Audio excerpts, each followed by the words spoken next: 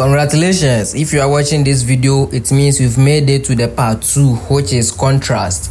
So when we talk about contrast, it's about how you use different visual elements such as color, size or texture to create a visually appealing, effective composition.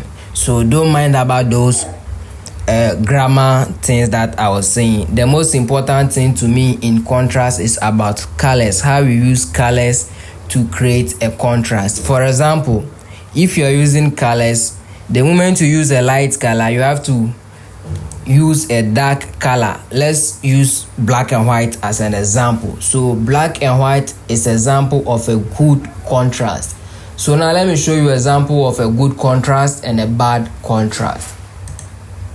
So this is an example of a good contrast, like I was saying, black and white. So when you are designing, if you use a black or a darker color for the background, the writing should be light. So black and white is an example of a good contrast. I hope you remember this. This is another example. So what we use contrast to do is you use it to create a difference between designs. For example, if you use contrast in design, the contrast can differentiate your background from your text, making it readable no matter the distance where the person is standing. So if you look at this, it is easy to read because the colors are different and they match too. This is another example. But then let's look at an example of bad contrast. So you see, red and green, it is not readable to the eyes. Blue and black, it is not readable. This one too. So this is an example of a bad contrast. So let's make a comparison here.